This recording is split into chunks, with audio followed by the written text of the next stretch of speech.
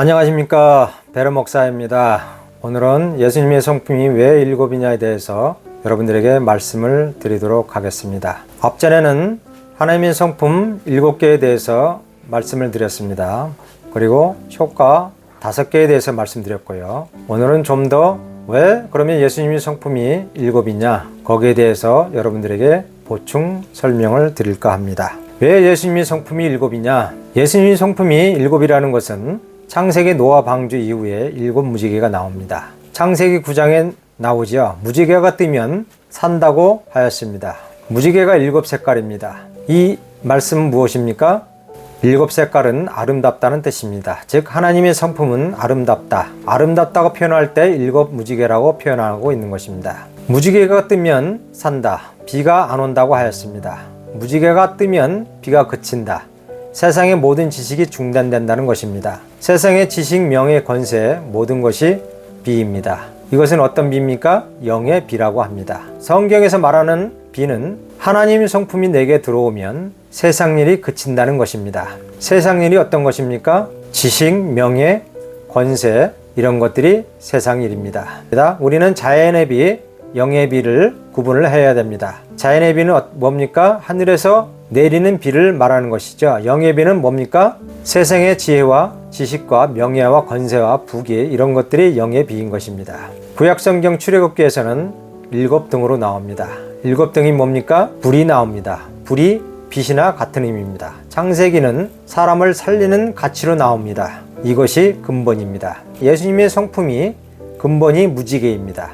다시는 죽지 않는다. 주님의 성품이 내게 오면 영원히 죽지 않는다는 것이죠. 아름답기도 하지만 죽지도 않는다고 하였습니다.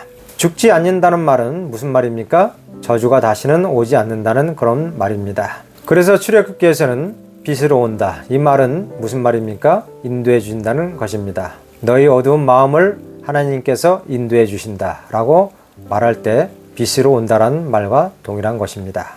성령의 인도가 바로 그런 것입니다. 뭐 때문입니까? 빛 때문입니다. 여기서 예수님을 생명이라고도 하고 빛이라고도 표현을 합니다. 예수님 안에 생명이 있었으니 그 생명이 곧 사람들의 빛이다. 요한복음 1장 14절에 그렇게 기록되어 있습니다. 빛이라는 것은 성품이라는 뜻입니다. 성품은 곧 주님의 7 성품을 말하는 것입니다. 7은 하나입니다. 첫째 뭐가 있습니까? 사랑, 진리, 거룩, 공의, 영광, 영원, 영생. 이것이 한 덩어리입니다. 따로따로 있는 것이 아니라 하나가 7이고 7이 하나인 것입니다. 이 무지개의 색깔이 7이죠. 무지개는 하나입니다. 하나님의 성품 7개 중에서 하나라도 빠지면 안 됩니다. 무지개가 7 색깔입니다. 아름다움의 표현입니다. 이것은 예표입니다. 예수님의 성품은 아름답다. 그러므로 예수님의 성품은 7이 되는 것입니다. 7이 하나고 하나가 7입니다. 이 무지개는 어디로 가든 색깔이 7입니다. 그리고 계시록에는 등불로 되어 있습니다. 그리고 7으로 되어 있습니다. 그리고 7 촛대로 나옵니다. 창세기에서부터 계시록 전부 7으로 나옵니다. 왜냐? 주님의 성품이 7이기 때문입니다. 그러면 계시록에서는 왜 촛대가 7으로 나오고 불로 안 나오냐? 우리가 촛대이기 때문입니다. 빛으로 나온다는 것은 주께서 인도하는 것입니다. 누굴 인도합니까? 우리를 성령으로 인도해 주신다는 것입니다.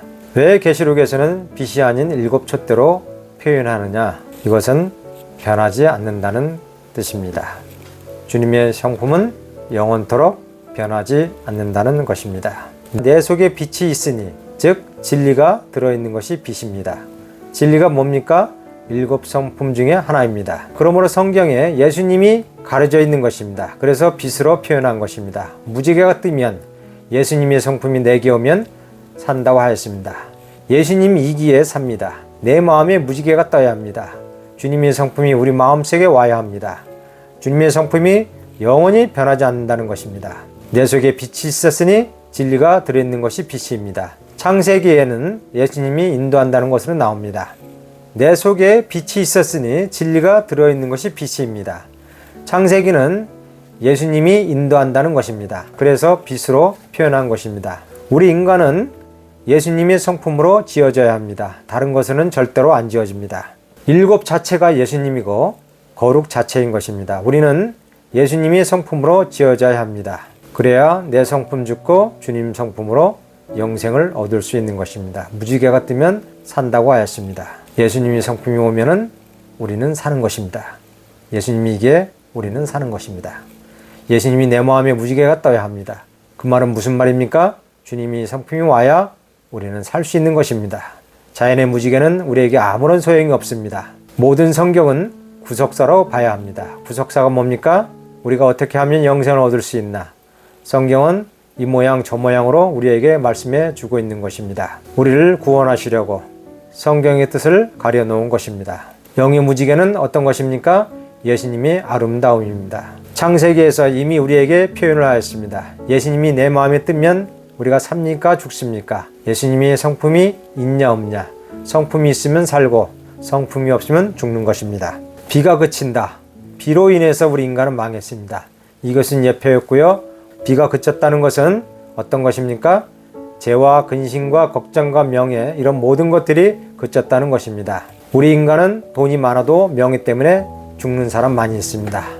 대통령도 자살하고요. 돈이 많이 있어도 자살하고 명예가 있어도 자살합니다. 홍수로 인해서 명예와 권세와 지식과 부귀영화를 통해서 우리 인간은 망했습니다. 성경에서는 무지개가 뜨면 산다고 하였습니다. 우리는 여기에 초점을 맞춰야 합니다. 다시 비가 내리지 않으리라. 주님의 성품이 오면 내 성품은 죽는다는 것입니다.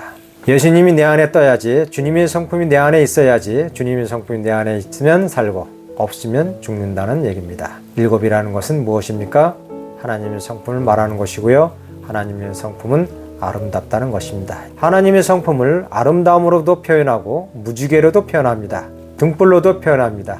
등불이 있으면 어두움이 안 넘어갑니다. 오늘 말씀 중에 핵심 정리를 합니다. 우리는 무지개처럼 일곱이 하나인 하나님의 성품으로 살아야 바른 길로 걸어갈 수가 있습니다. 이것이 바로 성령의 인도이며 등불임인 것입니다. 여러분 감사합니다. 다음 시간에도 또 뵙겠습니다.